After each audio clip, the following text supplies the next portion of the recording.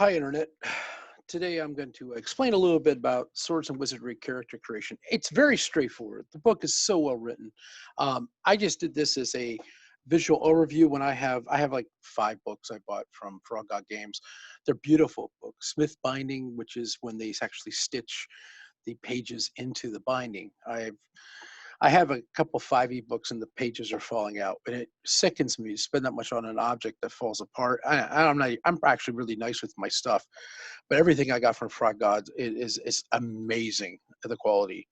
Um, so it's something to take into consideration. So this is my Dungeons and Dragons web pages, and it's just drduick.com, and you can actually see a link for it right here if you're interested. I teach these different classes, but if you click on the icosahedron right here that looks like an atom, if you roll this thing, you come down to character creation. This is where it all starts. Um, so Swords of Wizardry is a very simple, straightforward playing game.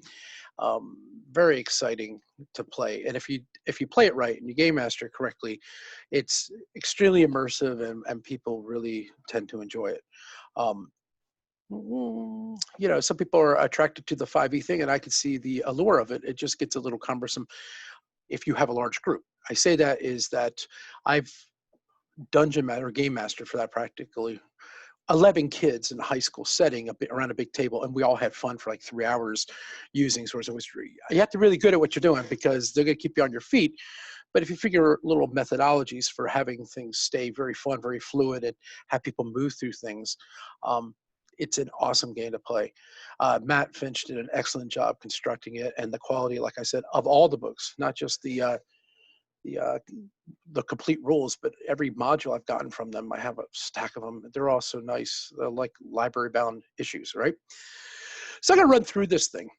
For those that have never played a game, this would be very useful. For those that have, you can find out it's very familiar to everything else you've done, right? Strength is hitting, damage, opening doors, carrying stuff. Dexterity, adjust your armor class and your missiles fired. Constitution is hit points and whether or not you can be raised from the dead, or you know what I'm saying. Intelligence is language and spells. Wisdom is cleric spells in an intuitive sense, and charisma is followers and the ability to sway people. I do the 3d6 roll straight down. It depends on my characters. Like if I play with a group of kids, it's just 3d6 straight down, and I don't expect the thing to go on and kids will quit. Everyone gets flaky because we got other things going on. So I don't want to invest a whole lot. But if it's a group that's going to be playing for a while, I will give them an extra 6 points to disperse among the scores any way they want. You just can't bust an 18. 18 is the highest you can get. Makes it a little more interesting because you can find out what people want to put their stuff in. Intelligence maybe for spell caster, wisdom for a cleric. But a lot of people like the fighter characters because they get to do a whole lot. All right. Second thing that you want to think about is that bonuses only happen when you hit 13, and the bonuses are very mild. It just gives you a +1. So sometimes it's better to distribute them and try to get a +1 in everything. It seems to work pretty good. Some of the other ones like charisma, where you get the higher the bonus, the more followers you have. And I don't think a lot of people, at least when I play with them, utilize the charisma for having followers the way they should, because a magic user with 4 followers, he can stick a bunch of guys in the front and he can cast spells from the back. I try to get them to think more like that, but I think everyone wants their individual character and they don't want to be paying out. But what else are you gonna do with your money that you make in the dungeon, right? So race is very limited in Swords and Wizardry. I made an extended race selection for people in 5e, and you can click on that video and check that out if you want to see how you can apply that to this game, right? And I do this sometimes. I actually have increased a player stat to make the game work better. And I said that sometimes everybody's doing this, and then if someone wants to be a cleric, yet they just don't have a certain skill they want, I'll give them an extra couple points. And believe me, that's like one of those under the table things. And you have to use discretion. As a game master, the idea is for everybody to have fun. You don't want someone to have a really crappy character and then they hate playing the game. But at the same time, you want to make sure everybody understands it's still, you got to be kind of legit with this whole thing, right? So here's the traditional Swords and Wizardry races. Human, you're unlimited, and you have a 2 and 6 in finding secret doors. Dwarves 2 and 6 in secret doors is on page 25. It's limited to fighters, maximum 8th level with a strength of 18. Thief is unlimited. No cleric, druid, magic user. They do have dark vision, and they have +4 against magic. Now, like I said, this is the best thing about Swords of Wizardry, they consider it original D&D or OD&D. You can change this if you want as a dungeon master. I try to keep these things pretty straightforward.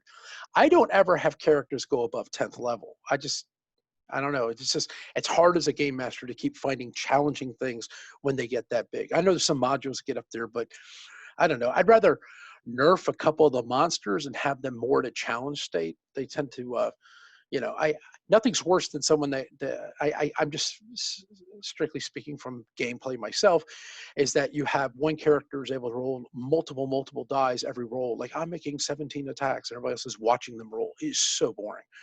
So I try to keep, the play to a level where if you're a fighter and you're making 2 attacks per round, that's awesome. But let's say you turn around and you're a fighter and you're shooting the bow, right? And you can shoot 4 times in a round. That's great too. You're going to run out of errors. But the other one too is that you always want to make sure that you don't have a situation where one person's monopolizing all the roles. That happens in 5e. I hate to say it's one of the things I hate in 5e is you have a fighter that I'm a cleric and there's a fighter and they get this and they get the bonus action. It's just like, holy crap. I mean, just everyone's watching this person roll 15,000 times and they're just sitting around, oh, I'm going to swing with my mace and that's it. That's all I get for the day, right? So as you can see, I'm very biased, and I admit I am. I'm not pulling any punches on this. Like I say, I want a game that's fun for everybody, and no one's just sitting there watching things, right? Elves 4 and 6 to find a secret door if they're looking. They got dark vision, and they can multi-class. I don't usually let people multi-class, but they could do it, right? Half elves 4 and 6 multi-class, and halflings they get +4 against, and they get extra based on a missile attack, extra +1. I have a section called Swords of Wizardry character races that is back here on this page right here. It says character races. You can click that if you want to. And I have taken everything from 5e and tried to shove it into Swords of Wizardry. Just gave certain bonuses and things to it. Once again, the idea is that you can approach a bigger audience with playing your game. If you say, well, I really want to be a Tabaxi, well, you could do that. I just converted it for you. So something to consider, right? Now let's look at the strength bonuses, right? Like I say, 13, you get a +1. These other ones, +2, +2, +2, +3, that's strictly for the fighter class. They get these bonuses.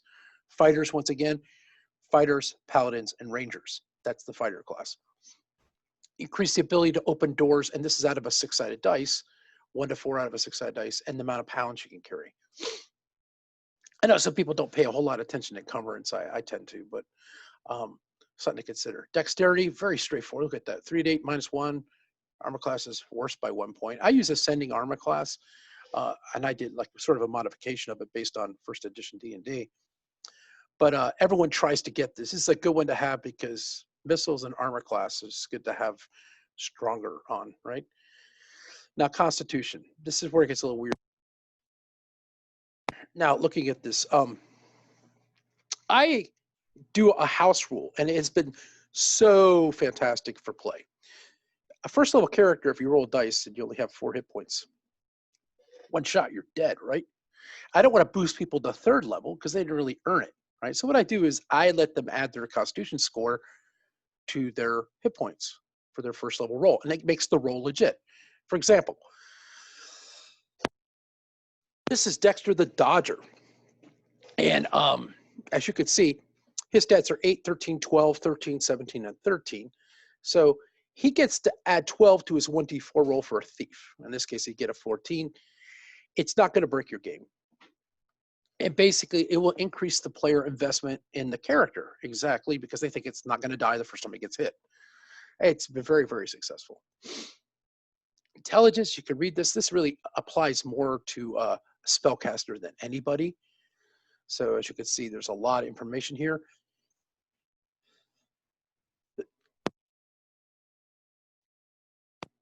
And for wisdom, it's just, I thought weird. I do wisdom checks for perception, but where it's the most important is the cleric. If you have a 15 or greater, you get an additional first level spell, which is very helpful because everybody needs an extra cure light wounds. So it's kind of a good thing to get. Charisma, I don't know if this is utilized as much as it should be. It never really has been in my groups, I think, because people can't wrap their head around the fact that you have hirelings. I think that changed somewhere along the way.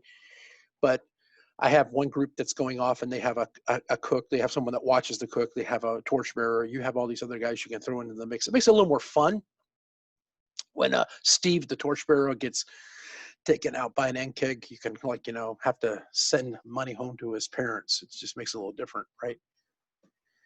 So skill checks. Once again, there's a whole video on how this is done. I'm just showing this. So once again, there is skill checks. You can have them in OSR, and it makes it a little fun.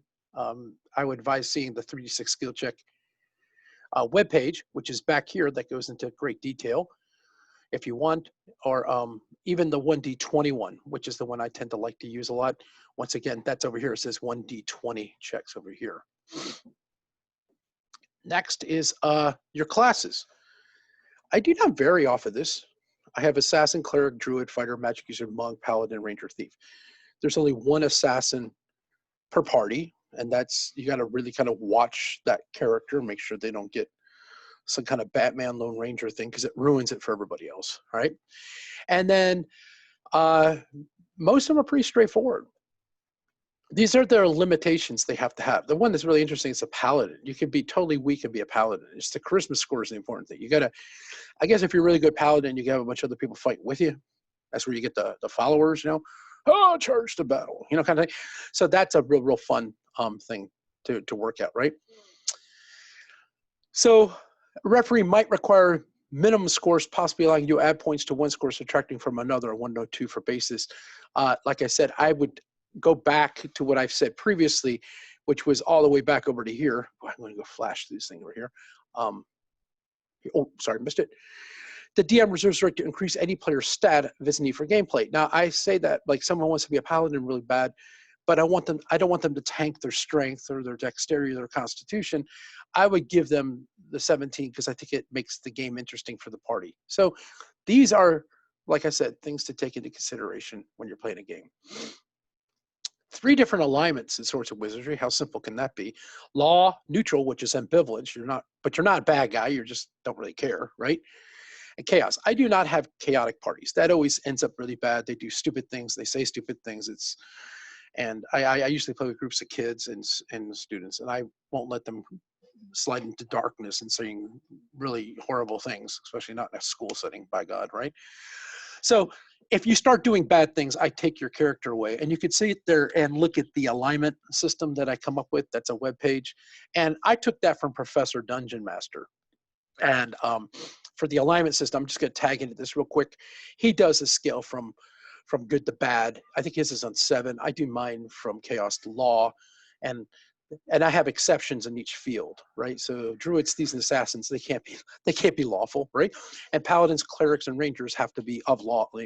So I don't let anybody be this guy. It's just horrible. It just doesn't make the game fun. I do not like chaotic neutral characters in like 5e. It's just like they do what they want. Well, you're pretty much chaotic evil. Chaotic evil, at least I know you're going to be evil. Chaotic neutral, you're so confusing. I don't know what you're going to do with your time. People love that character because they like the freestyle person. I just find it not conducive to party adventurers. All right. You can look at the actions. If you get benefit, certain things happen to you. Possible influences on skill checks, increase in healing. This is completely from Professor Dungeon Master. He does such a great job of doing it. I took it, I use it, I love it. I just think it's a great way of doing things.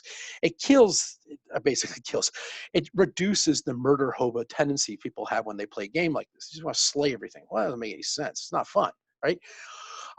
And then evil actions, these are pretty straightforward. I have them written out. I go through this with my characters ahead of time, playing characters, to make sure that they know that, these are things I'm looking for.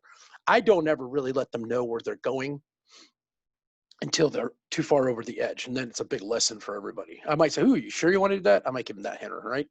And then there's a little example in here on what happens with Voltan and how he slides into the world of darkness. Because he killed an NPC at a bar fight, stole a horse from a wagon, tortured and killed an unarmed prisoner. So these things will move you into chaos, and when you get down to the end, you lose your character, right? And so this is what I like to do. This is a friendly push to behave properly, so the cleric can't heal you. It's not the cleric doesn't try. I'm going to heal you. You're hurt. all of a sudden the dungeon master says, well, Ellis's god does not feel like Voltan's deserving of healing. Oh, change your dirty ways. It's a really way of doing it, right? Or he reduces a, you know, a reduced healing. This is a nice way of like keeping players on the up and up, right? Here's an example. I have had assassins. My eldest has played an assassin for quite some time. Does it fairly well. Hides from a distance, does his job. But he's on a mission. He's been paid to do something for a holy order, which changes the dynamic of the game. So here's Blackleaf, neutral. Blackleaf, that's actually stolen from, I believe it's one of those Jack Chick cartoons about dungeons, right? Dark Dungeons or something. Go check it out one day, right? And what's funny is, accidentally kills somebody, you know, show no remorse.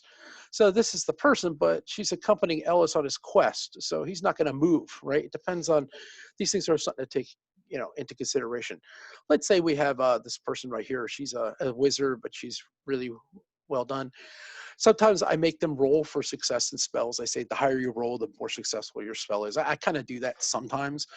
I say no natural ones. You're exempt from ones with bad omen type things. And so, you know, it's kind of like it's half off. Half the time you roll one doesn't have an effect. So it's something to consider when you're playing something like this. So keeping going with the actual character creation, these are things to take in consideration when you're playing something. Money, I never think there's actually enough to get you through stuff. I'll show you my character sheets, which make it's a little bit of, it's easy to do these things. So money and gear, I let them roll all the dice, 1d4, 1d6, 1d8, 1d10, 1d12, except for what? The 1d20, right? And just multiply it by 10. Well, start off with a bunch of money. Why not? And you buy anything you want. Now, where this is kind of interesting is, let me show you two different ways of doing this. I like using, how would you say, note cards, because they're 4x6 and you could store them, and in a little box. People hold on to them, and I don't know, keeping the table clean, you have dice and a note card, makes it a little easy. So all their stuff goes on this note card. I know the character sheet for this thing is so simple. I mean, look at the character sheet. You could take I have different versions of this, but the actual character sheet, I probably should put this in a different video because we're going to get bogged down, right? But I guess where I'm going to go with this is I just want to show you the white box. Now, this is true white box. White box character sheet that I use. I don't know where I found this, but I basically, for 50 gold pieces, you get some stuff to start with, and then you split up the rest of the money. It really goes away really quick. So I have this, and this is the one that comes out of the great book that was rewritten. I really do like this book. It's such an excellent book. This is the Fantastic Medieval Adventure. And this guy, just awesome dude, Charlie Mason, took what Matt Finch did and just reworked it in a very usable format. In fact, I bought like 6 of these things, or maybe 8 of these things, and I take them to school, and kids actually can look at them and flip through them when they do their thing. So that's something to take into consideration. Depends on the game you're playing. Even with these guys, I don't tend to use the character sheet. I like to use a note card. And I tell you why. It's simpler even than the sheet, right? And I got the little circles for the bullets and the arrows. And I let them pick a pack. You pick, for 50 gold pieces, you get this one or this one. Decide which one you want. And for encumbrance, it's a trick I do a long time ago, you can carry your strength. So you can carry 17 items on you if your strength is 17, or 15 if your strength is 15. It's a real quick way of playing it. In this game in particular, with the true white box, I give a +2 bonus if you're into the 17-18 range, or a -2 if you're in 3 and 4. I'm getting off my task for character creation, but I was just showing you this right here is my white box character cards, okay? And they do have their gear pack in the back. Looking at this guy, going back to this one, my 4x6 cards for Swords and Wizardry, and I'll do a whole section on this, is I have a different card for each type, which is sort of interesting. So here's the magic user, and I have places for writing your spells. And I think that magic users always needs darts, staff and some darts, or you're going to be in trouble, right? Druids, same thing. And then this is easy. They just circle this thing. So here's what I do. You just print these things out, cut them out, and just take a glue stick, put them on note cards. When you have people play, it's really easy. They can just circle what they want. They don't have to write this all down. It's a very quick way of doing things. Thief and assassin, obviously you have this. And I'll show you something called the general thieving table soon. Makes it a little fun.